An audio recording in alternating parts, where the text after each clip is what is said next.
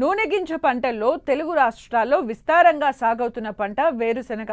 ప్రస్తుతం 10 నుంచి 40 రోజుల దశలో పంట ఉంది.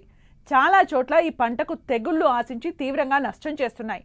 తొలి దశ నుండే సమగ్ర సస్యరక్షణ చర్యలు చేపట్టి పంటను కాపాడుకోవాలని సూచిస్తున్నారు యలమంచిలి వ్యవసాయ పరిశోధన స్థానం శాస్త్రవేత్త హసీనా భాను.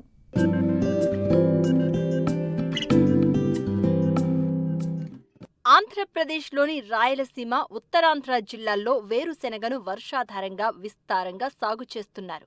ఉత్తర తెలంగాణ, దక్షిణ తెలంగాణ జిల్లాల్లో అధిక విస్తీర్ణంలో సాగవుతోంది. ఈ ఏడాది వర్షాలు ఆలస్యంగా కురవడంతో రైతులు లేటుగానే విత్తుకున్నారు. చాలా ప్రాంతాల్లో పంట పూత దశకు చేరుకుంది.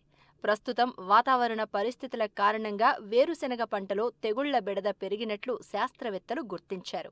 వీటి నివారణకు సమగ్ర సస్యరక్షణ చర్యలు చేపట్టాలని సూచిస్తున్నారు విశాఖ జిల్లా యలమంచిలి వ్యవసాయ పరిశోధనా స్థానం శాస్త్రవేత్త హసీనా భాను. తెగుళ్ళ గురించి మనం ముఖ్యంగా చెప్పుకోవాలంటే మొదటగా మనం తిక్క ఆకుమచ్చ తెగులు గురించి చెప్పుకోవాలి. ఈ ఆకుమచ్చ తెగులు మనకి 2 విధాలుగా ఉంటుందండి. ఒకటేమో త్వరగా ఆశించే ఆకుమచ్చ తెగులు, మరియు ఆలస్యంగా ఆశించే ఆకుమచ్చ తెగులు. ఈ త్వరగా ఆశించే ఆకుమచ్చ తెగుల్లో మొదటగా మనము చిన్నని గుండ్రటి మచ్చలని ఆకు పైభాగాన గమనించవచ్చండి. ఈ మచ్చలు ముదురు గోధుమ రంగును కలిగి ఉంటాయి. అలాగే ఆలస్యంగా ఆశించే ఆకుమచ్చ తెగుల్లోనూ చిన్నని గుండ్రటి మచ్చలు ఉంటాయండి. ఈ మచ్చలేమో నల్లటి రంగును కలిగి ఉంటాయి. ఆ తర్వాత ఈ నల్లటి రంగు మచ్చలు ఆకుల నుంచి ఊడల మీదకి మరియు కాయల మీద కూడా ఇవి సోకి మనకి నష్టాన్ని కలుగజేస్తాయి. కావున దీని నివారణకి ఈ తెగుళ్ళు తట్టుకునే రకాలైనటువంటి కదిరి హరితాంధ్ర, అభయ మరియు కదిరి అమరావతి వంటి రకాలని మనం సాగు చేసుకోవడం వలన ఈ తెగుల్ని మనం అరికట్టవచ్చు. అలాగే తెగులు కనిపించిన వెంటనే మ్యాంకోజెబ్ 400 గ్రాములు మ్యాంకోజెబ్ని లేదా 200 గ్రాముల కార్బండిజంని 200 లీటర్ల నీటిలో కలిపి మనం పిచికారీ చేసుకోవడం వల్ల కూడా ఈ తెగులు యొక్క ఉధృతిని మనం తగ్గించుకోవచ్చు. అలాగే తర్వాత మనం మాట్లాడుకోవాల్సిన తెగులు ఏంటంటే తుప్పు తెగులు. దీన్ని మనం కుంకుమ తెగులు అని కూడా అనవచ్చు.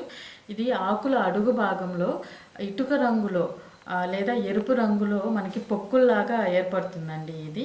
తర్వాత పైభాగంలో మనం గమనించినట్లయితే పసుపు రంగు మచ్చల్ని గమనించవచ్చు. ఈ తెగులు ఉధృతి ఎక్కువైనప్పుడు పొక్కులు పూల మీద తప్ప మిగతా వేరుశెనగ ఆకుల మీద, కాండం మీద, ఊడల మీద అన్నిటి మీద మనకు కనిపిస్తాయి. ఒక్క పూల మీద తప్ప మనం మిగతా అన్ని భాగాల్లోనూ ఈ పొక్కుల్ని మనం గమనించవచ్చు.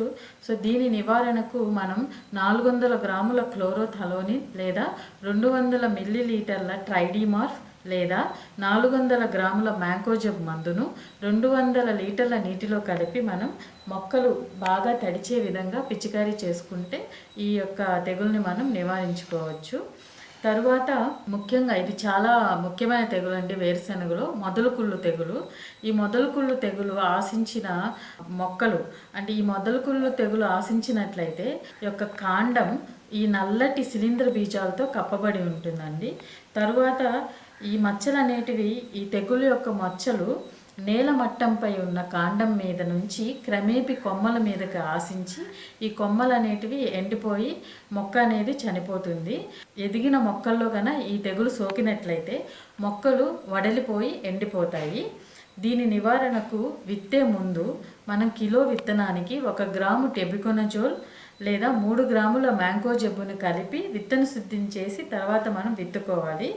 విత్తనాన్ని ఎప్పుడు 5 సెంటీమీటర్ల కంటే ఎక్కువ లోతులో మనం నాటకూడదండి. దీనివల్ల తెగులు ఆశించడం అనేది ఎక్కువ అవుతుంది.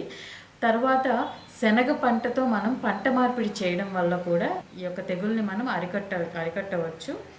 అలాగే తెగులు సోకిన తర్వాత మనం 400 గ్రాముల మ్యాంకోజెబ్ని 200 లీటర్ల నీటిలో కలిపి పిచికారీ చేయడం వల్ల కూడా ఈ యొక్క తెగులు యొక్క సోకడాన్ని లేదా దాని యొక్క వ్యాప్తిని మనం అరికట్టవచ్చండి.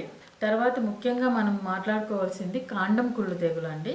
ఈ కాండం కుళ్ళు తెగుల్ని మనం బూజు తెగులు లేదా బూడిమ తెగులు అని కూడా అంటాము. ఈ తెగులును కలుగజేసే శిలీంధ్రం అనేది మనకి భూమి ద్వారా కానీ లేదా విత్తనం ద్వారా కానీ వ్యాపిస్తుంది. ఈ తెగులు పంట వేసిన తరువాత సుమారు 70వ రోజు నుండి పంట చివరి వరకు అగుపిస్తుంది.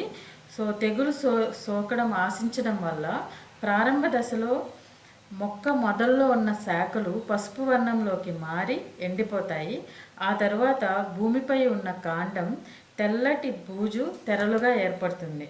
ఈ తెల్లటి బూజులో మనం ఆవగింజ పరిమాణంలో ఉన్న శిలీంధ్ర సిద్ధ బీజాలను కూడా మనం గమనించవచ్చండి.